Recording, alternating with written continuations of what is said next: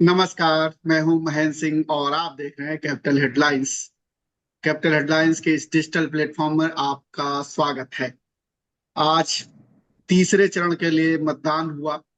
उम्मीद थी कि मतदान अच्छा होगा। बहुत सारे लोग अपील कर रहे थे, तमाम बड़े नेता, सेलिब्रिटी, चुनाव आयोग, सभी लोग अपील कर रहे थे कि आइए और मतदान कीजिए। लेकिन जो रिजल्ट आए हैं हमारे सामने, 5 बजे तक के आंकड़े आ गए हैं और वो 5 बजे तक के आंकड़े बहुत उत्साहजनक नहीं लग रहे हैं। इसी मुद्दे पर बात करेंगे। हमारे साथ खास मेहमान हैं, वात्सल्य राय, वरिष्ठ पत्रकार हैं, नोएडा से जुड़े हुए हैं हमारे साथ। Satyendra Kumar, doctor Satyendra Kumar political analyst हैं, पटना से जुड़े हुए हैं हमारे साथ। उनसे भी बात करेंगे। और उसके पहले आपको बता देते हैं कि 5 बजे तक क्या मतदान रहा। तो एवरेज जो मतदान है, 5 बजे तक आंकड़े आए 60.19% मतदान। ये अभी 5 बजे तक के आंकड़े हैं और इसमें सबसे ऊपर रहा है जो वो है आसाम, 74.86% मतदान रहे हैं। बिहार के 56.1% मतदान। छत्तीसगढ़ में 66.87%। दादरा और नगर हवेली में 65.23। गोवा में 72.52%। गुजरात में 55.22। कर्नाटक में 66.05। मध्य प्रदेश में 62.28%। महाराष्ट्र में 53.40%। उत्तर प्रदेश में 55.13%। पश्चिम बंगाल में 73.93%।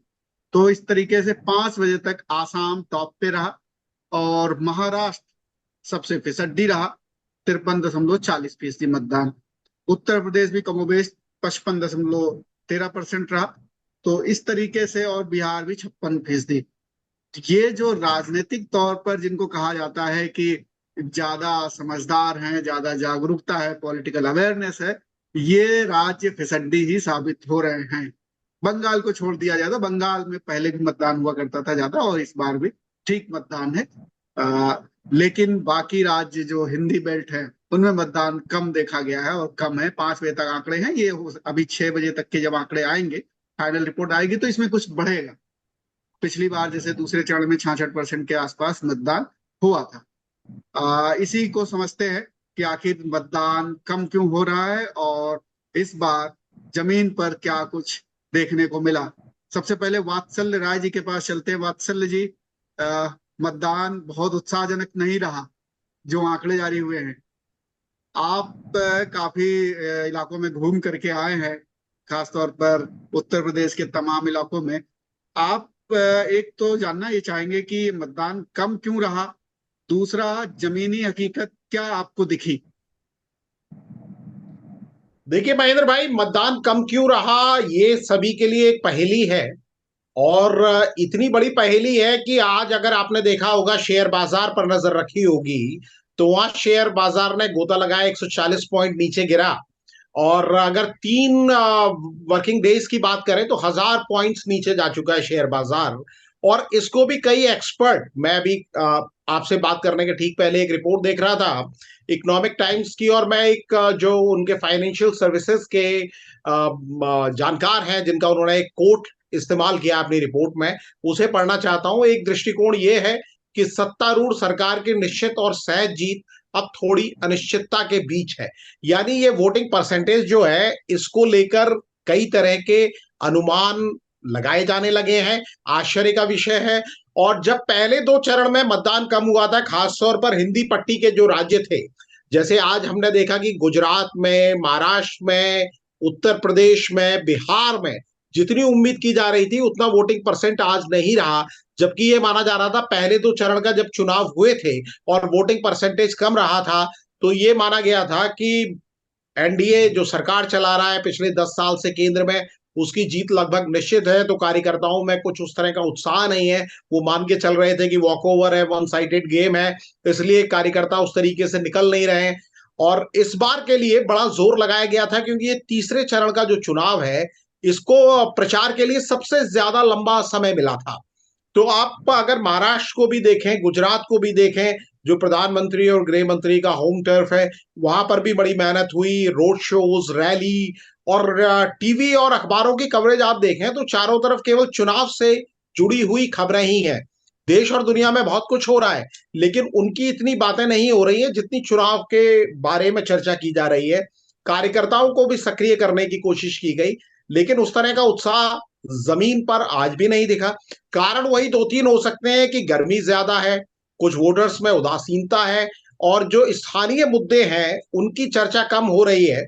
कुछ पार्टियां कर रही हैं, लेकिन जो केंद्रीय पार्टियां हैं वो संविधान के नाम की बात कर रही हैं, 400 पार के बारे में बात कर रही हैं, 370 और राम मंदिर की बातें की जा रही हैं। लेकिन जो स्थानीय मुद्दे हैं, जनता जिनके बारे में सुनना चाहती है, जिनसे उनका जुड़ाव है, उनके बारे में बात करने वाले नेता थोड़े कम है। लेकिन इसमें भी अगर हम देखें 2019 में, जहां वोटिंग परसेंटेज कम से कम 2024 से ज्यादा था, और खास तौर पर हम केवल अगर उत्तर प्रदेश की बात करें, तो मैं कुछ सीटों का आपको एग्जाम्पल देना चाहूंगा। 5 बजे तक के आंकड़े जो आपने जाहिर किए, उसमें भी 55% के करीब यूपी में आ रहा है। लेकिन कुछ सीटें, जैसे आपने संभल का नाम सुना होगा, आज समाजवादी पार्टी लगातार इल्जाम लगाती रही कि संभल में उनके सपोर्टर्स या वोटर्स को निकलने नहीं दिया जा रहा है, वोट नहीं देने दिया जा रहा है। कई इस तरह की तस्वीरें आई, अखिलेश यादव बार बार इस बात को कहते रहे, आरोप लगाते रहे इस तरह के। तो वहां अगर आप देखेंगे, तो अगर आप 2019 के आंकड़े देखें, तो 64.73% संभल में वोटिंग हुई थी, और 5 बजे तक का जो संभल का आंकड़ा है वो 61.1 है इस बार का। यानी अगर आप देखें, संभल सीट पर अच्छी वोटिंग परसेंटेज रहा है। और मुझे लगता है जो फाइनल आंकड़े होंगे, जहां पर इस बार जियाउर रहमान बर्क, जो शफीउर रहमान बर्क के पोते हैं, जिनको पार्टी ने चुनाव में उतारा है, बर्क साहब के पोते, तो वहां पर वो उत्साह देखने में आया। इसी तरह मैनपुरी सीट की आप बात करेंगे, पिछली बार जब मुलायम सिंह यादव 2019 में वहां पर उम्मीदवार थे और उनके खिलाफ बीजेपी ने शाके को फाइल किया था, तब 56.77% वोट हुआ था। और इस बार शाम 5 बजे तक 55.88%। इस बार डिंपल यादव समाजवादी पार्टी की उम्मीदवार है। भारतीय जनता पार्टी ने वहां से उत्तर प्रदेश सरकार के मंत्री जयवीर सिंह को फाइल किया है।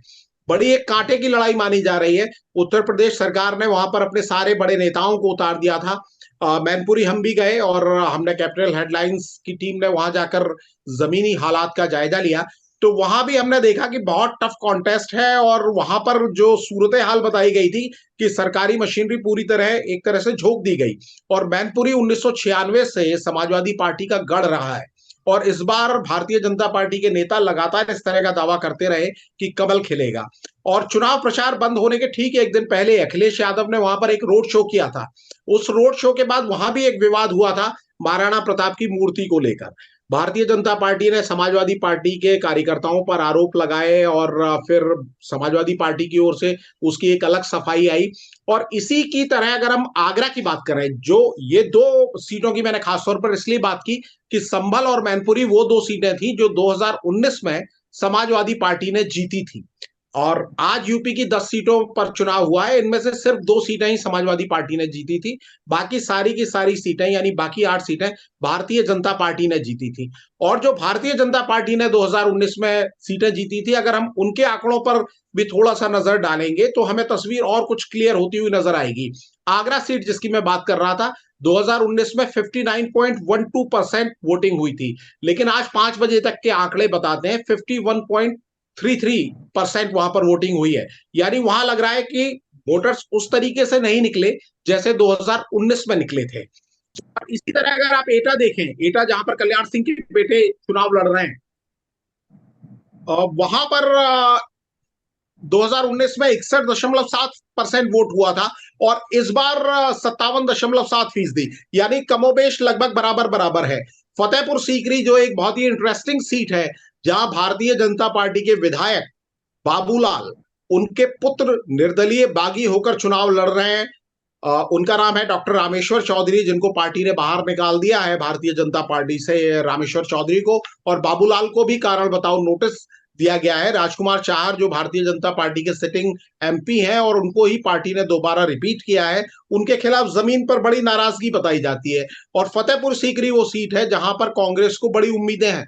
रामनाथ सिकरवार जो पूर्व सैनिक हैं और क्षत्रिय बिरादरी से आते हैं, सिकरवार कई जाट लोग भी अपना सरनेम लगाते हैं, लेकिन ये क्षत्रिय बिरादरी से आते हैं, और इनके समर्थन में प्रियंका गांधी ने चुनाव प्रचार के दौरान रोड शो किया था। उस सीट पर भी बड़ी दिलचस्पी है। कांग्रेस को वहां से उम्मीद है, भारतीय जनता पार्टी के जो उम्मीदवार हैं वहां से राजकुमार चाहर, जो किसान मोर्चा के अध्यक्ष भी हैं, उनके खिलाफ बड़ी नाराजगी जमीन पर बताई जाती है वोटरों के बीच में। तो वहां का भी अगर आप वोटिंग परसेंटेज देखें तो पिछली बार वहां 60% के लगभग वोटिंग हुई थी, 60.42% हुआ था। इस बार 5 बजे तक 54% मतदान हुआ है। तो अलग अलग सीटों को अगर आप देखते हैं तो कुछ सीटों पर जहां पर ज्यादा क्लोज कॉन्टेस्ट या टफ फाइट है, वहां दोनों पक्षों की ओर से, दोनों आमने सामने के जो भी दल हैं उनकी तरफ से ज्यादा जोर लगाया गया है, और वहां वोटिंग टर्नआउट बाकी जगहों के मुकाबले कुछ ज्यादा है। और जहां माना जा रहा है कि इस बार मुकाबला एक एक और खास बात थी वत्सल जी की हैवी वेट्स खड़े थे, चाहे यूपी में हो या गुजरात में। गुजरात में तो अमित भाई खड़े थे, यूपी में अखिलेश यादव के परिवार के 3 लोग खड़े थे। तो इस तरीके से ये बहुत हाई प्रोफाइल इस बार था चुनाव। बावजूद इसके उत्साह नहीं देखने को मिला। आप कुछ उन्हीं सीटों में थोड़ा सा परसेंटेज बढ़ा है जिन सीटों पे ये हैवी वेट्स लड़ रहे थे, बाकी सीटों पे इस तरीके का देखने को नहीं मिला। आप ग्राउंड में देख के आए, और आपको भी जैसे मैनपुरी में आप बता रहे हैं कि पिछले बार के मुकाबले इस बार हो सकता थोड़ा बहुत बढ़े, लेकिन बाकी जगहों पे कमोबेश वही स्थिति रही। कमोवेश वही स्थिति है। और आप ग्राउंड पर जाके देखते हैं, जैसे आपने हेवी वेट्स की बात की, तो आप गुजरात में देखें या मध्य प्रदेश में देखें, दो पूर्व मुख्यमंत्री जी। मैदान में थे। और इसके अलावा केंद्रीय मंत्री ज्योतिरादित्य सिंधिया हैं, शिवराज सिंह चौहान हैं। मध्य प्रदेश में भी वोटिंग परसेंटेज ऐसा कुछ खास नहीं है। और प्रधानमंत्री नरेंद्र मोदी, जिन्होंने खुद अमित शाह जहां से खड़े हैं केंद्रीय गृह मंत्री, उसी क्षेत्र के, उसी संसदीय क्षेत्र के वोटर प्रधानमंत्री नरेंद्र मोदी भी हैं।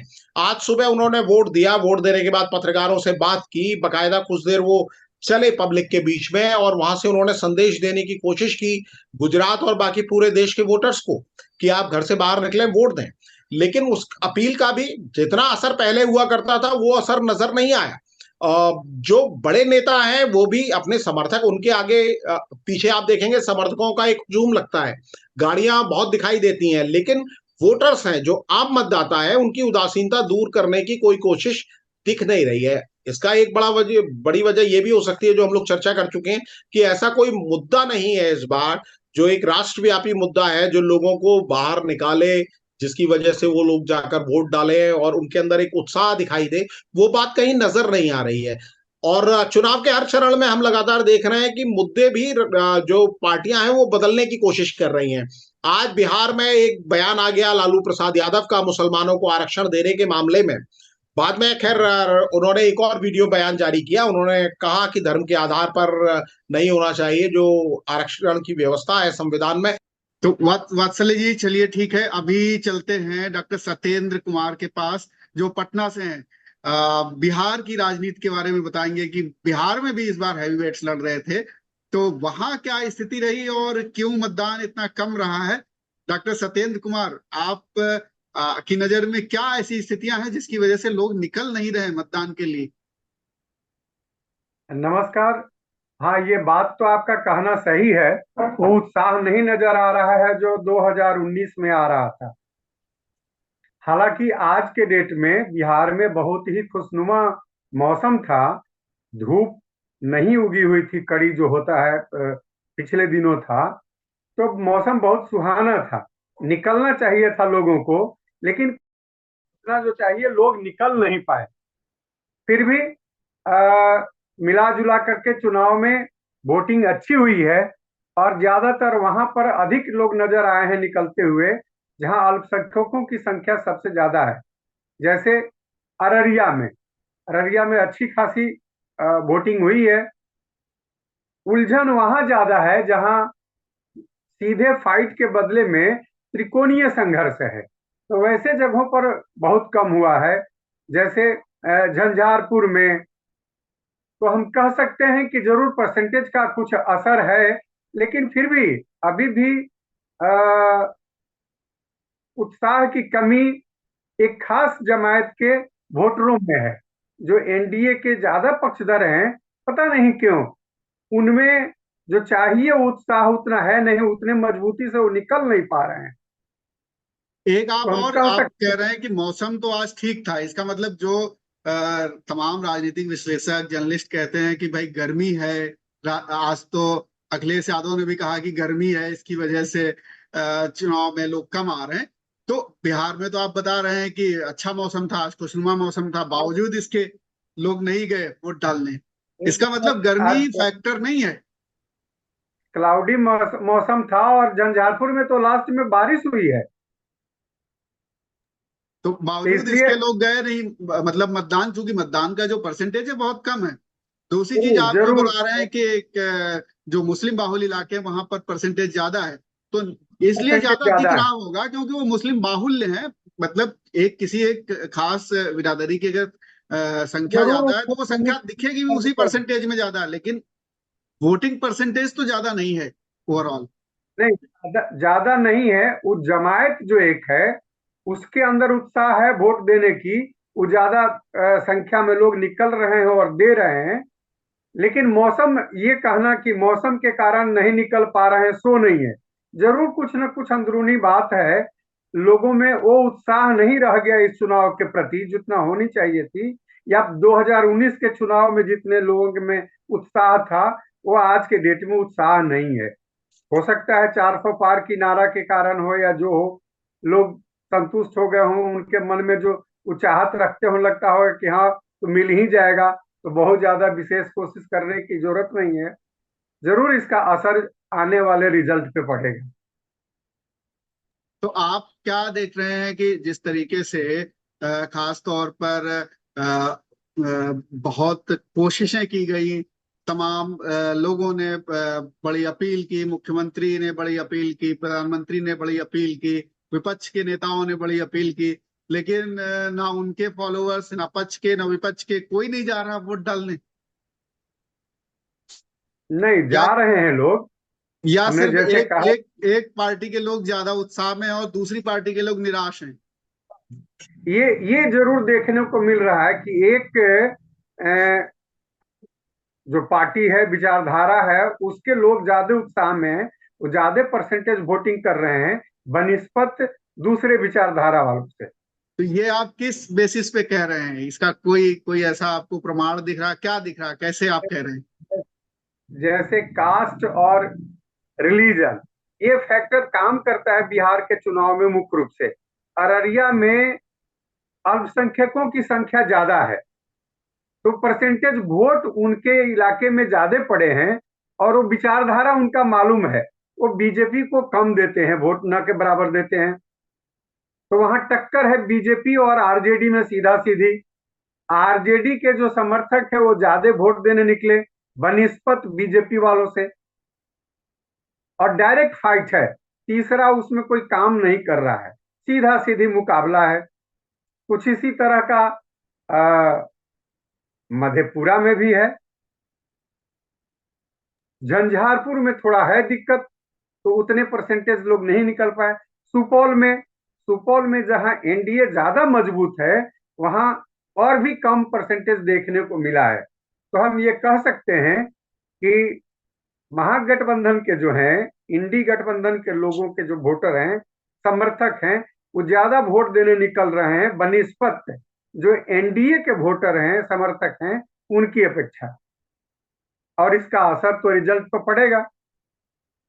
ये खगड़िया निश्चित के भी तौर पे कुछ 4 जून को पता चलेगा कि क्या रिजल्ट पे असर पड़ेगा, किसके समर्थक वोट डालने निकल रहे हैं, किसके नहीं निकल रहे हैं। वात्सल्य जी, समाप्त करेंगे तो आप एक तो ये ओवरऑल आप इसको किस तरीके से आंक रहे हैं, तमाम प्रदेशों को मिला करके अगर देखा जाए कि इसका क्या रिजल्ट पर क्या असर पड़ने की आपको संभावना लग रही है?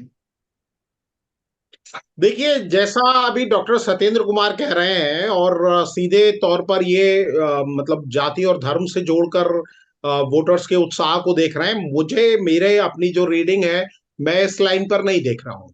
क्योंकि वोटर्स के अंदर उत्साह होता है तो अक्रॉस द वोटर्स होता है। मतलब आप, हो सकता है कि आप एक समर्थक विशेष के तौर पर एक चश्मा लगाकर बैठे हो, तो आप उस नजरिए से देखें। आप पहले के भी कभी कोई चुनाव देखेंगे तो आप ओवरऑल देखेंगे, क्योंकि ये नेशन का मूड रिफ्लेक्ट कर रहा है। पहले फेज में भी आपने देखा, दूसरे फेज में भी आपने देखा, और तीसरे फेज में भी ये बात हो रही है। और ये केवल किसी एक पार्टी के लिए चिंता की बात नहीं है, क्योंकि जब आप वोट देने नहीं जाते, मतदान में, लोकतंत्र में मतदान जो है या वोटिंग राइट जो है आपके पास, आम लोगों के पास सबसे बड़ा राइट है। तो अगर आप अपने राइट को एक्सरसाइज नहीं करते हैं, मान लीजिए सर्टेन आप कास्ट और कम्युनिटी को आप कहते हो कि ये लोग वोट कर रहे हैं, दूसरी कम्युनिटी नहीं कर रही है, तो ये और भी ज्यादा चिंता की बात है कि आखिर क्यों नहीं कर रही। इसका पैटर्न हमें समझने की जरूरत है कि आखिर राजनीतिक प्रक्रिया से इतनी उदासीनता आम लोगों के बीच में क्यों हो गई है, और खासतौर पर उस इलाके में जहां आप चलते फिरते, सड़क पर निकलते, बात करते हुए, राजनीति की बात करते हुए लोगों को देखते हैं। तो आखिर इसका कारण क्या है, इसके बारे में एनालिसिस पॉलिटिकल पार्टीज भी कर रही हैं, और उन्हें करना भी चाहिए। लेकिन खास तौर पर अगर आप कहें कि रिजल्ट को लेकर इस पर क्या असर पड़ेगा, तो पश्चिम बंगाल जैसे राज्य हैं, वहां पर शुरुआत से कई विश्लेषकों का कहना था कि बड़ा क्लोज कॉन्टेस्ट इस बार होगा।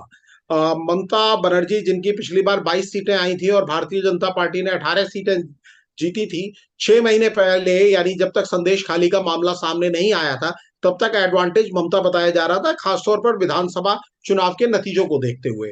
कांग्रेस सिमटी हुई बताई जा रही थी, और यह माना जा रहा था कि भारतीय जनता पार्टी और तृणमूल कांग्रेस के बीच में मुख्य मुकाबला है। लेकिन संदेश खाली के बाद लोगों ने यह बताया कि भारतीय जनता पार्टी का ग्राफ थोड़ा सा ऊपर गया है। इसी तरह उत्तर प्रदेश में जहां पर भारतीय जनता पार्टी ने बड़ी कोशिश के साथ एक गठबंधन तैयार किया, और वो गठबंधन वेस्टर्न यूपी में वो जयंत चौधरी को अपने साथ लेकर आए। ओम प्रकाश राजभर काफी पहले ही उनके साथ आ गए थे। इसके बाद अखिलेश यादव के साथ पल्लवी पटेल हुआ करती थी, वो वहां से हट गई। तो मुख्य रूप से इंडिया गठबंधन जो उत्तर प्रदेश में था, वो अखिलेश यादव और कांग्रेस बहुत सीरियसली अपने कैंडिडेट को चुनती हुई या उम्मीदवारों को फाइल करती हुई या प्रचार में लगती हुई नजर नहीं आ रही थी। राहुल गांधी की न्याय यात्रा आई, लेकिन उत्तर प्रदेश के एक छोटे से हिस्से को छूकर ही वो न्याय यात्रा निकल गई थी। तो एक तरीके से यहां भी एडवांटेज प्रधानमंत्री नरेंद्र मोदी, योगी आदित्यनाथ जो उत्तर प्रदेश के मुख्यमंत्री हैं, उनकी इमेज को लेकर यह माना जा रहा था कि एडवांटेज एनडीए है। लेकिन अब जैसे जैसे चुनाव आगे बढ़ रहा है, खासतौर पर इन 10 सीटों का जो चुनाव है, जिसे समाजवादी पार्टी के गढ़ वाला या प्रभाव वाला इलाका कहा जाता है, तो वहां ये देखने में आया कि टक्कर कड़ी मिल रही है विपक्ष की ओर से। और ये राजनीतिक विश्लेषक जो पहले वॉकओवर की बात बता रहे थे, तो वो भी बता रहे हैं कि टक्कर कहीं ना कहीं कड़ी हो रही है। इसी तरह अगर आप बिहार की बात करते हैं, तो बिहार में भी एनडीए ने बड़े कायदे से एक गठबंधन तैयार किया, जिसमें जीतन राम मांझी को जोड़ा गया, जिसमें नीतीश कुमार को वापस लाया गया, जिसमें चिराग पासवान को लिया गया। तो कुल मिलाकर वहां भी एक इस तरह की तैयारी की गई जिससे कि एडवांटेज एनडीए रहे। लेकिन जैसा डॉक्टर सत्येंद्र कुमार बता रहे हैं, जमीन पर मौजूद हैं, तो उनको ज्यादा बेटर आइडिया लग रहा होगा कि किस तरफ चुनाव जा रहा है। तो बहुत ज्यादा इंडिकेशन आप नहीं ले सकते। गुजरात की जो रिपोर्ट है, वहां पर भी यह है कि मतदाता उस तरीके से नहीं निकला है, लेकिन वहां भी एडवांटेज एनडीए कई लोग बता रहे हैं।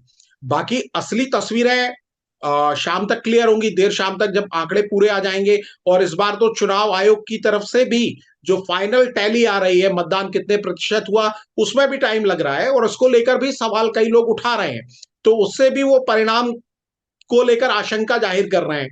ईवीएम पर तो विपक्ष लगातार सवाल उठा ही रहा है, और सारे सवालों को सत्ता पक्ष की ओर से खारिज किया जा रहा है। तो असली नतीजे क्या होंगे, वो एग्जिट पोल से भी मुझे नहीं लगता कि क्लियर हो पाएंगे। असली नतीजे के लिए तो महेंद्र भाई 4 जून तक का इंतजार करना पड़ेगा। लेकिन बहुत सारा आपको एक इंडिकेशन ग्राउंड से मिल रहा है, चीजें आपको बिल्कुल समझ आ रही हैं। इंडिकेशन बिल्कुल ग्राउंड से मिल रहा है, और आप दोनों लोगों ने बहुत विस्तार से बताया, दर्शकों को समझाया एक एक सीट के बारे में। जी डॉक्टर सत्येंद्र को बहुत कम समय में।